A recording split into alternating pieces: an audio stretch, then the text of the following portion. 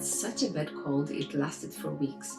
There wasn't much that I could do, so I started watching You series on Netflix. I had no idea what it's about, just saw an ad back in February at a mall.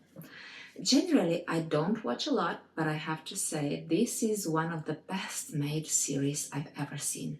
It's well made, well played, beautiful cinematography, compelling score, actors filmed in various subcultures, takes you places geographically, really cool. But the most amazing thing is the story. And not just the story, but the gradual progression across the whole series and the intense culmination at the end, like the grand finale of an opera.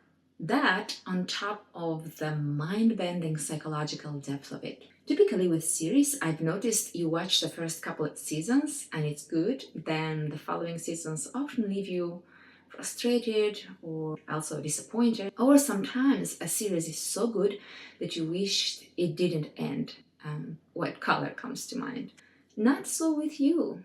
I watched all 4 seasons in a row, 40 episodes in about 3-4 weeks, and through it all it maintains this perfect progression where the next season and the next season is following a journey towards the same goal, but in a new, fresh attempt through a somewhat new path. It never loses momentum. When starting the final season though, a couple of episodes in, I found myself thinking, oh, I'll miss this when it ends. However, in the second part of the last season, things got so intense that I wanted it all to end one way or the other. I don't know if anyone felt the same, but I find this impressive that effect on the viewers was so skillfully achieved. Well done, creators. And of course, more credit goes to the writers of this series, who've been driving the story from start to finish. It is based on a book series, and I gotta say, the author has captured so brilliantly the inner workings of the human mind and how profoundly early trauma can impact one. I thought these writers either worked personally with a therapist or studied or observed this subject closely. And so it seems. In this video and the following, I want to focus on some aspects of the psychology behind Joe Goldberg's struggle, the protagonist of the story, that really struck me because of how true that is to what is known about trauma effects in the actual studies and observations. I will review it through the IFS lens, the internal family systems, and track the development and interactions of different protector parts. As a side note, You is a psychological thriller, and it's pretty graphic in many ways, which is my least favorite part, yet sadly this seems to be what sells. You want bodies, you want sex scenes, you want action, you want suspense, you want romance. We'll get to all of that and more. Just stay there and watch. Thankfully, there is the fast forward button. It took me a few days after finishing watching to realize what this movie was about, essentially. I think one can conclude that Joe Goldberg is what you would call a serial killer. Sociopathic? Yeah, I think it would fit that description. But the movie is so focused on one main particular thread and one only. This relentless, painstaking quest for love.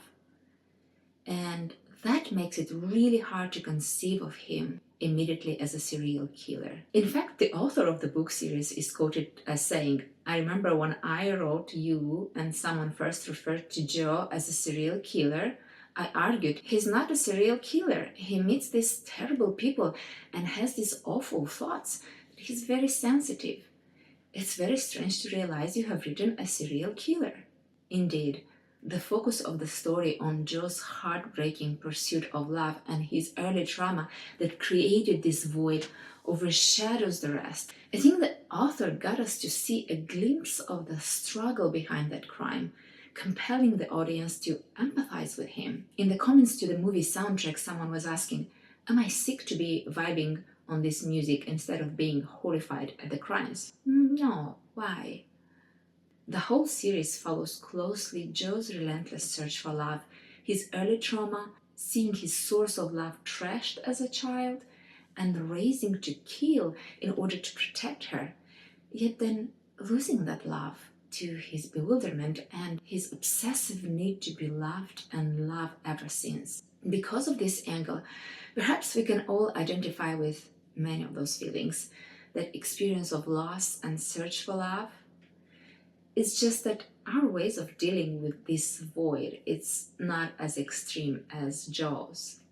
That's why people are vibing on You soundtrack and find themselves rather liking Joe, while also realizing how his strategies are leaving a long trail of pain and destruction behind. Here, I would like to dive deeper into this story because it illustrates so well how our protective systems form, how the protectors come to take upon extreme roles at a very young age with a good intent of helping you, and what compels them or drives them later in life, even in the face of the worst outcomes. There are two coalitions of parts, using internal family systems approach language, at war inside Joe's head. One is the one that kills when he feels threatened to lose his love source, and another that fights this killer part back. Why? Most likely it sees it as the reason that makes him unworthy of love, and again threatened to lose it. How did they come to this? Joe took upon those beliefs early on, both sets of protectors. If we were to turn towards these two parts of Joe and be curious to find out what they are afraid would happen if they didn't act in such a way, most likely we would find out that they are protecting the same hurting young part. First part we see is the killer, stealthy and deceptive, while at the same time Joe is socially charming, easygoing, so other parts kind of keeping this maybe a bit reserved and a loner in life, but quite a normal, harmless person. Once you find out about his stalking, manipulation, and killing, which might be different parts, we realize he's not so harmless, and his behavior is something anyone would condemn, including Joe, or more precisely, another part of Joe. And that is the second part in this polarization, an inner critic that is fighting the killer part. Siding with this critic is a group of manager parts that try to manage Joe's life in a better direction.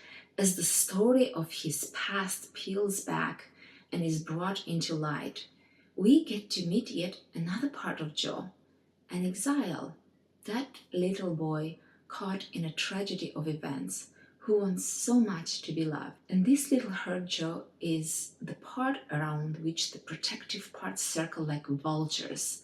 This is what drives the show and what led to this part's configuration. Every time his source of love is threatened, now as an adult, it feels life-threatening to him, to that little part. As it gets activated, his killer part raises and is on the hunt, kill or be killed, only to wake up from it and realize what he did, which brings to life the part of him that believes that killing, being a bad thing, makes him unworthy of love. Because after all, when he first killed someone, he was abandoned. So this critic part is trying hard to get rid of this habit, not fully understanding the underlying driving forces behind it. Let's look at this dynamic in more detail. As a child, Joe witnessed his mom, who was his source of love and security, being abused, used, and poorly treated by men. Whatever her struggle was, she's been in turn neglectful and abandoned him, or it seemed like the threat of abandonment was ever close. There is a scene where he looks in her eyes at some point and says, "You are my home." But more on this deeper diving into the story in the next episode. I will go in a very detailed analysis of how these parts are at play in his life and how they surface at different times and how they become more and more extreme over time, to the point where we witness a complete split away from Joe. And that I will cover in the third video, as well as what I call the last resort protector. Thanks so much for tuning in. I hope you enjoy it. Please subscribe and share, and take good care of yourself.